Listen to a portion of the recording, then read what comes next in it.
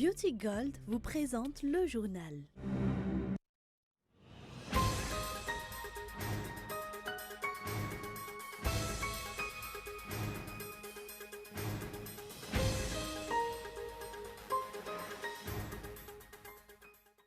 De nombreuses lacunes mettent à mal la mise en place d'une décentralisation effective à Madagascar. C'est ce qu'a dénoncé le CEFAFI. D'après une information publiée ce matin, le président de la Confédération africaine de football, Ahmad Ahmad, originaire de Madagascar, a été interpellé ce matin à Paris. Cette interpellation serait liée au contrat rompu unilatéralement par la CAF pour s'engager ensuite avec une autre entreprise. Cérémonie franco-américaine à Colville-sur-Mer, 75e anniversaire du débarquement, une célébration teintée de messages politiques.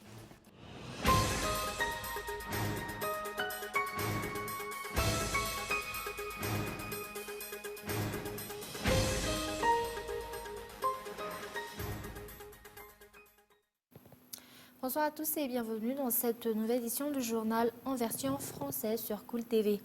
À la une aujourd'hui, la Haute Cour constitutionnelle a commencé à procéder à l'examen des fiches de vérification, des procès-verbaux et des feuilles de dépouillement depuis le 3 juin dernier. C'est ce qu'a déclaré cette institution à travers un communiqué. Elle a également tenu à souligner qu'elle exerce son rôle en toute impartialité et a rappelé que toute manipulation de l'opinion publique n'est d'aucun effet sur le respect de la volonté des électeurs. Reportage de Anne Rarson. Le ramassage direct des plis électoraux destinés à la Cour au niveau des 6 arrondissements de la commune urbaine d'Antananarivo, de tous les districts de la province d'Antananarivo, à l'exception de celui de Fenoarive B, des districts longeant la RN7 jusqu'à Fianarantsoa, du district de Muramang depuis le 28 mai 2019, d'après un communiqué publié par la Haute Cour constitutionnelle. La saisie informatique des résultats par bureau de vote selon le logiciel propre à la Cour a ainsi débuté à partir du 29 mai 2019. D'autre part, le contrôle systématique des procès-verbaux et des feuilles de dépouillement de chaque bureau de vote effectué par les équipes de vérification a débuté le 31 mai 2019.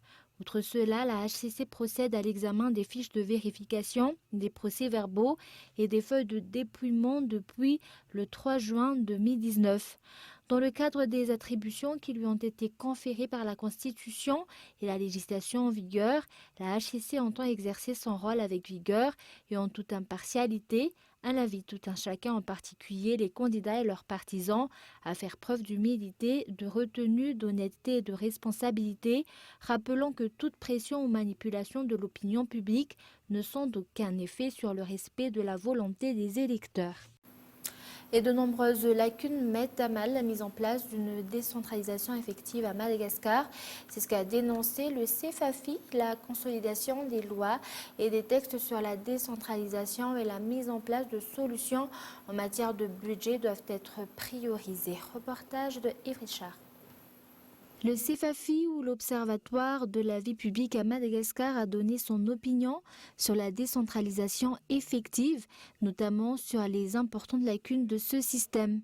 D'après cet observatoire, la consolidation des lois et des textes sur la décentralisation aurait dû promouvoir un meilleur fonctionnement des collectivités avec l'appui du Conseil du district et des services techniques déconcentrés, conformément à la loi 2014-021 du 27 septembre 2014 sur la représentation de l'État. Toutefois, la concurrence entre les services communaux et les services déconcentrés a fortement nui à la qualité des services sociaux de base.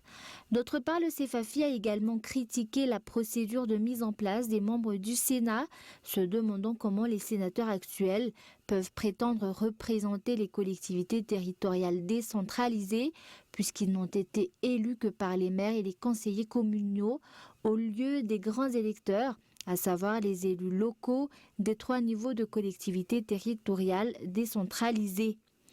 Outre cela, il a aussi pointé du doigt les problèmes du budget, dénonçant le transfert aux communes de certaines compétences sans que les ressources ne suivent, de sorte que l'effectivité de la décentralisation bute sur l'absence ou sur la faiblesse de la décentralisation financière.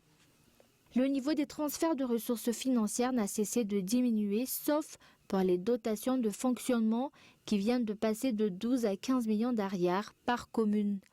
Et pourtant, elles tardent à se concrétiser car il n'existe toujours pas d'agenda pour ces versements.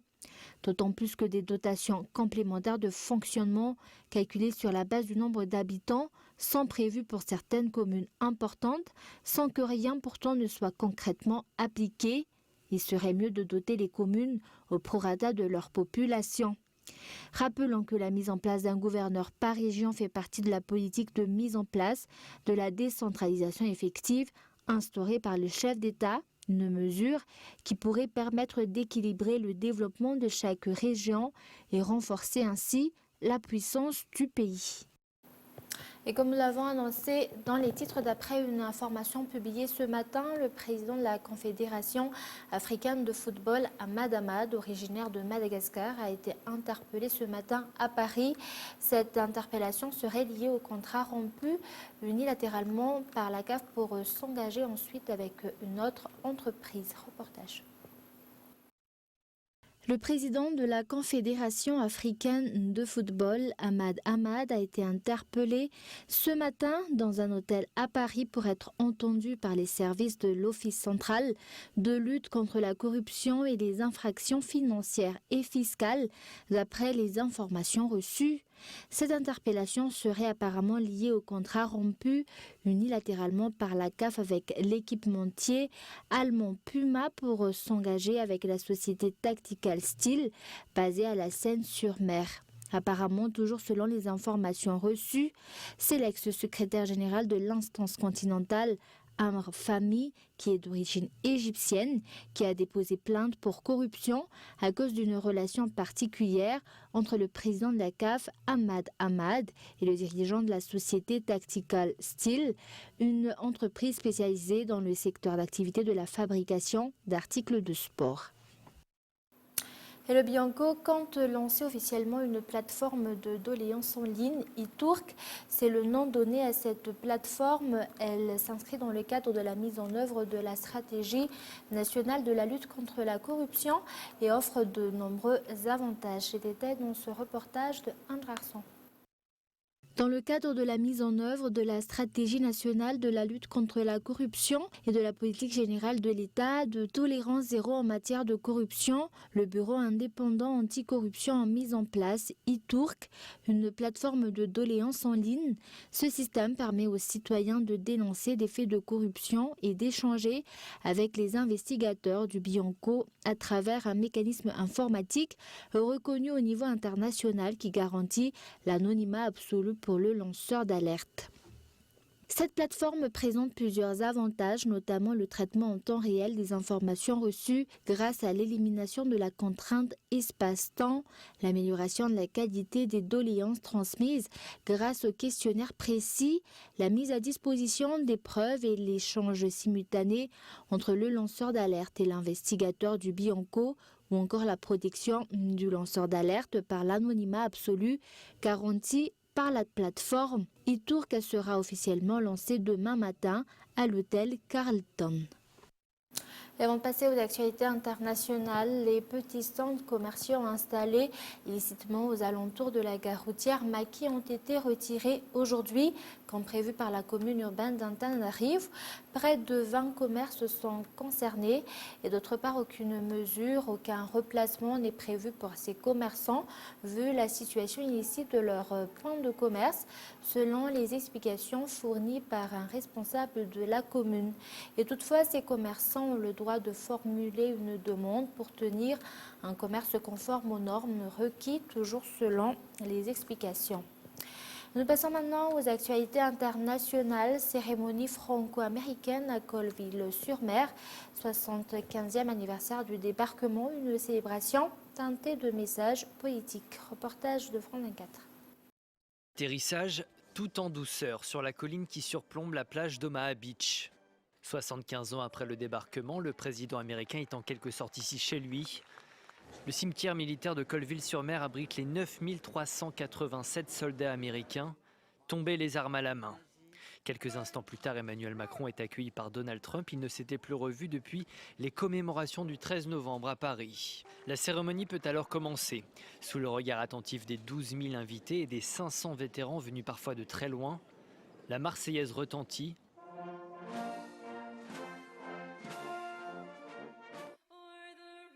Puis l'hymne américain. Emmanuel Macron prend ensuite la parole. Malgré les désaccords, la cérémonie est aussi l'occasion de soigner les relations entre la France et les États-Unis. Nous savons ce que nous devons à l'Amérique. L'Amérique, cher président Trump, qui n'est jamais aussi grande que lorsqu'elle se bat pour la liberté des autres. L'Amérique, qui n'est jamais aussi grande que lorsqu'elle se montre fidèle aux valeurs universelles que défendaient ses pères fondateurs. Emmanuel Macron remet ensuite la Légion d'honneur à 5 vétérans américains. Au nom de la République française, nous vous faisons chevaliers de la Légion d'honneur. Donald Trump leur rend hommage à son tour, avant de saluer les liens entre alliés. Notre si chère alliance a été forgée en pleine bataille. Elle a traversé les épreuves, survécu à la guerre et a été renforcée par la bénédiction de la paix. Notre lien est indestructible. Des commémorations d'1h30, symbole de l'unité des alliés. Les dossiers qui fâchent entre Paris et Washington ont soigneusement été évités. Et le projet de fusion avec Renault, Chrysler, le groupe italo-américain, retire son offre et évoque des ingérences politiques. L'exécutif de son côté prend acte. Reportage de France 24. Le mariage Fiat Chrysler et Renault-Nissan n'aura pas lieu.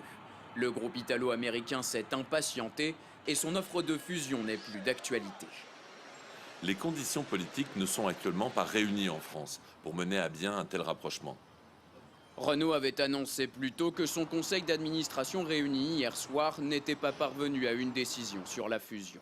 En cause, l'État français actionnaire à 15% du groupe qui exigeait certaines garanties. Je veux des assurances sur l'emploi. Je veux des assurances sur les sièges, je veux des assurances sur les sites industriels, des assurances sur la bonne gouvernance et des assurances sur le fait que ça se passe dans le cadre de cette alliance entre Renault et Nissan qui a été profitable à la France. L'alliance Renault-Nissan, déjà fragilisée depuis novembre dernier par l'arrestation de l'ancien patron Carlos Ghosn, mis en examen au Japon pour diverses malversations. Et avant de se quitter, un rappel des grands points de ce journal. De nombreuses lacunes mettent à mal la mise en place d'une décentralisation effective à Madagascar. C'est ce qu'a dénoncé le CFAFI. La consolidation des lois et des textes sur la décentralisation et la mise en place de solutions en matière de budget doivent être priorisées. Et d'après une information publiée ce matin, le président de la Confédération africaine de football, Ahmad Ahmad, originaire de Madagascar, a été interpellé ce matin à Paris. Cette interpellation serait liée au contrat rompu unilatéralement par la CAF pour s'engager ensuite avec une autre entreprise. Les cérémonies franco-américaines à Colville-sur-Mer, 75e anniversaire du débarquement, une célébration teintée de messages politiques. Et voilà, c'est la fin de ce journal. Merci de l'avoir suivi jusqu'à la fin. Je vous donne rendez-vous demain à la même heure. Au revoir.